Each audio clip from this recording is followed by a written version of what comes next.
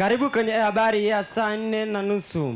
Nimekuandalia hivi punde kwenye chumba chetu cha habari. Naam. Mende watatu wajinyonga kutumia uzi wa buibui na kuacha ujumbe katika mbao zao, tumechoshwa na harufu mbaya chooni. Kampuni ya kuwapigisha kuku mswagi na kuwapa kapode imefunguliwa rasmi, na wenye bahati na kitambulisho mnataka wote kuanza kazi. Wezi wasiojulikana waiba kiwango cha pesa kisichojulikana na kutorokea katika msitu usiojulikana.